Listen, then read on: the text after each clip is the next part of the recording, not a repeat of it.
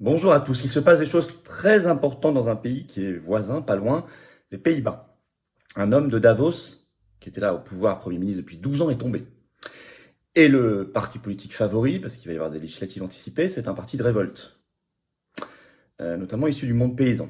Et c'est pas n'importe qui est tombé. C'est vraiment une marionnette de Davos qui cochait toutes les cases, très très appréciée de l'Union européenne. On va aller voir ça ensemble, qui a un côté d'ailleurs caméléon comme Macron, très opportuniste, hein.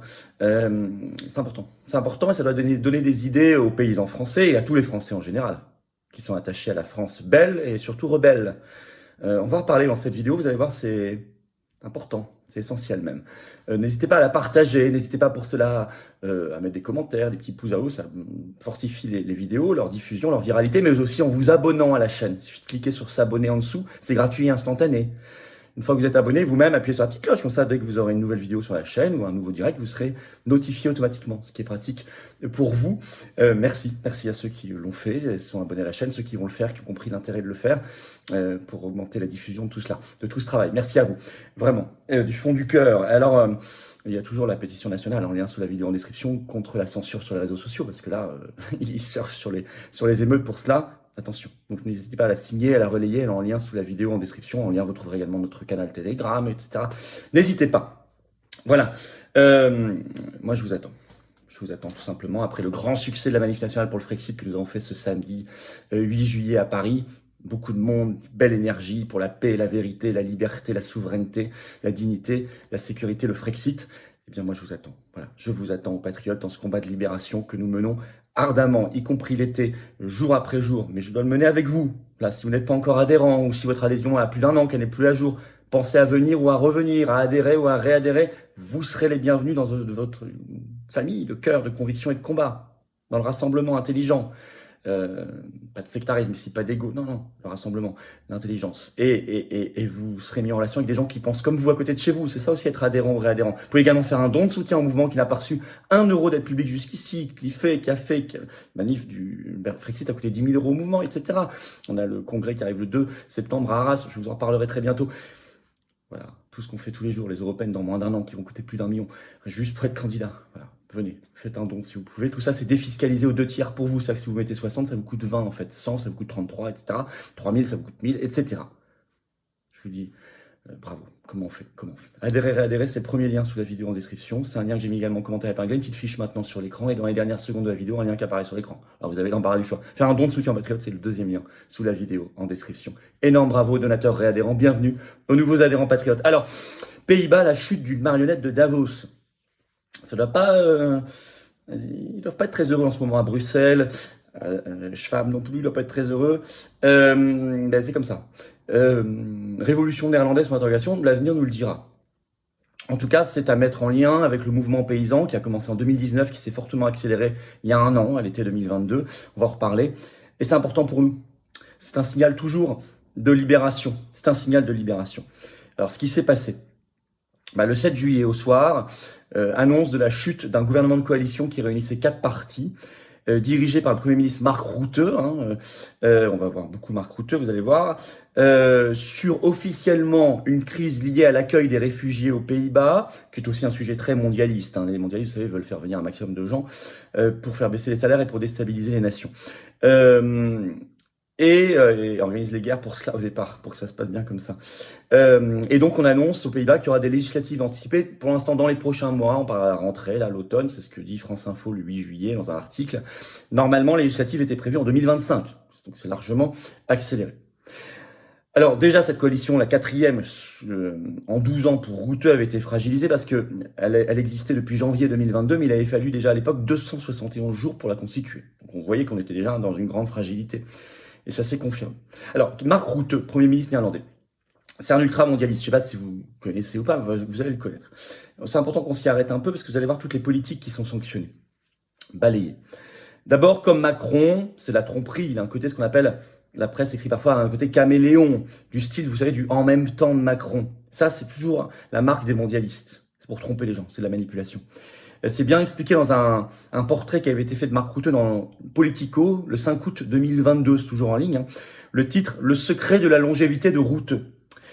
Il a commencé en 2010, auparavant, il n'avait pas de mandat, donc ça ressemble beaucoup à Macron, hein, et il était DRH chez Unilever, donc il vient du grand capital, hein, et il devient Premier ministre.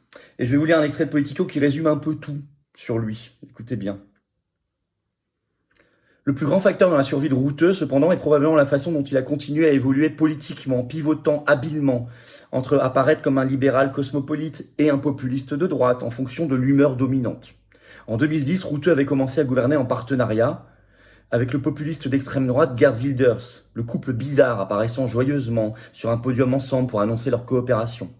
Pourtant, lorsque cette alliance s'est effondrée en 2012, Routeux est passé de manière transparente au gouvernement en coalition avec le Parti travailliste de gauche, à bien des égards l'antithèse de tout ce que Wilders représente. Vous voyez ? La soupe mondialiste. Ils sont tous faits sur le même moule. Hein. Ça ressemble aussi à Trudeau, etc. Bon. Alors, c'est un homme de Davos. D'abord, il va systématiquement au Forum économique mondial de Davos. Systématiquement, depuis bien longtemps. Et il y était à l'édition 2023. Et même, ils assument. Alors, c'est même un type qui se balade, Mark Rutte, le Premier ministre néerlandais, avec une sacoche avec le logo, tout le temps. Explicitement le logo du Forum économique de Davos. WEF en anglais. Et il adore. Je vais vous expliquer tout ça. Alors, il y a le journal néerlandais AD qui avait sorti un article le 16 janvier dernier. Le titre, Routeux et son équipe vont à Davos.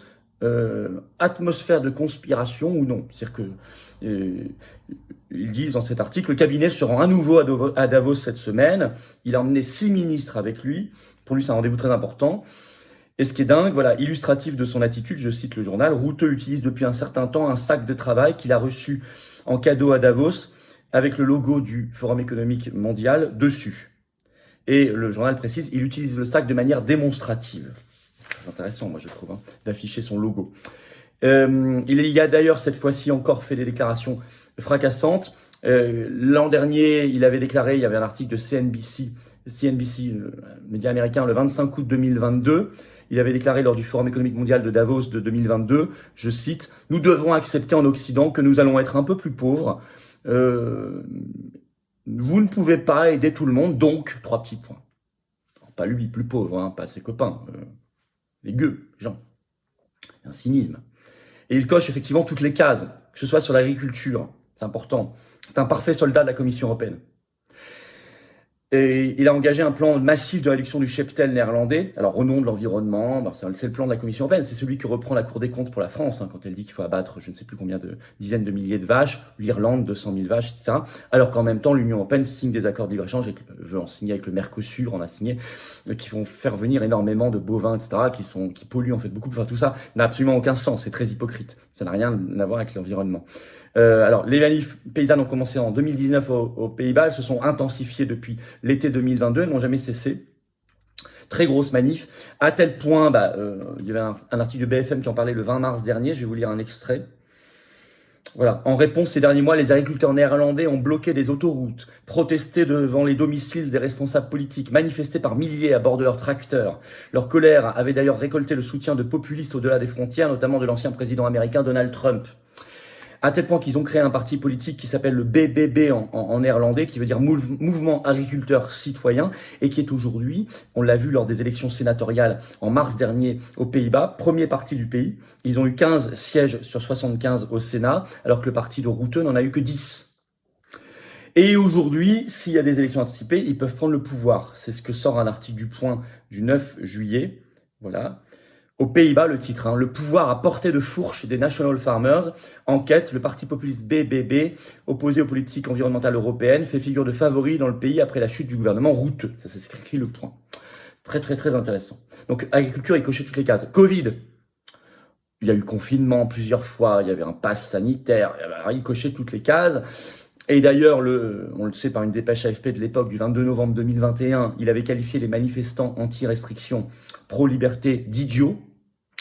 Et il avait fait tirer à balles réelles sur eux. C'est un cas unique. La RTBF en parle encore dans un article du 19 novembre 2021. Rotterdam, crise sanitaire, des blessés par des tirs de la police lors d'une émeute. C'était une manif à Rotterdam. Tir à balles réelles. Les gens ont sérieusement blessé, plusieurs. Vous voyez le niveau de folie mondialiste. Sur l'Union européenne, il coche toutes les cases. On peut retrouver cet article de Réactive qui datait du 19 décembre 2018.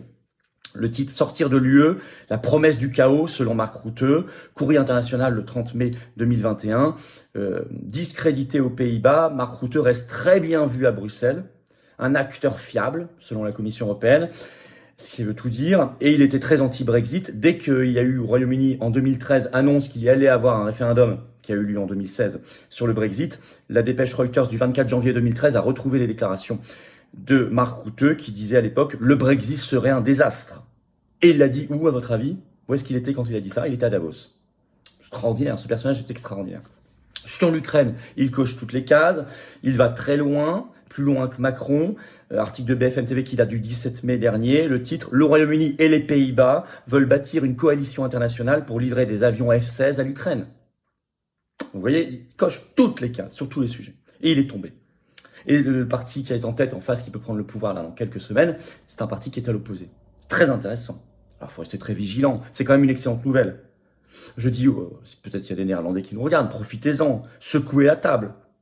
Libérez-vous des politiques européistes et mondialistes. Et je souhaite une contagion en France, ailleurs, partout en France.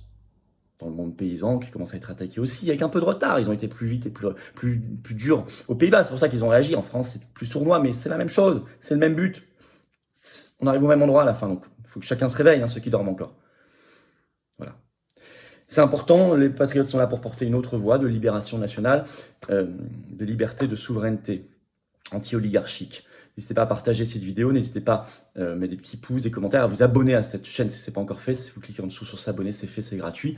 Ça aide beaucoup la chaîne. N'hésitez pas à appuyer sur la petite cloche à côté, vous serez notifié dès qu'il y a une nouvelle vidéo, un nouveau direct sur la chaîne, automatiquement bien sûr. La pétition nationale contre la censure sur les réseaux sociaux est donc en lien sous la vidéo en description. Si vous ne l'avez pas encore signé ni relayé, n'hésitez pas, c'est important, notamment pour faire connaître aux Français ce qui se passe, ce qui se trame. Et je vous attends aux patriotes, tout simplement. Voilà, je vous attends. La carte orange, elle est pour vous. Voilà, orange, Pays-Bas, c'est pas fait exprès, mais c'est comme ça. En tout cas, elle est pour vous, cette carte orange. C'est la libération, c'est la résistance, c'est la transcendance, c'est l'espérance. C'est se battre pour nous et les générations qui viennent, et par respect pour les générations passées, c'est une continuité. C'est la France millénaire, c'est l'humanité qui reste humaine, c'est la liberté, c'est la souveraineté, c'est la dignité, c'est la paix. C'est ça, les patriotes. Et c'est un mouvement anti-oligarchique, on n'a pas reçu un centime d'aide publique jusqu'ici, on n'a pas d'aide des banques, on n'a rien. Or, on fait. Adhérents, réadhérents, vous serez les bienvenus. Pour adhérer ou réadhérer, c'est le premier lien sous la vidéo en description. C'est un lien que j'ai mis également en commentaire épinglé. Dans quelques secondes, s'affichera un lien sur votre écran pour faire ça. Faire un don de soutien aux patriotes, c'est le deuxième lien sous la vidéo en description. Tout ça, c'est défiscalisé aux 2/3. Vous mettez 20, ça vous coûte 6,66. Vous mettez 10, ça vous coûte 3,33. Vous mettez 6 000, ça vous coûte 2 000. Je vends pour tout le monde. Tout est le bienvenu parce qu'on n'a rien. Or, on fait. Voilà. Grand bravo aux donateurs, aux réadhérents. Bienvenue aux nouveaux adhérents patriotes. Vive la France.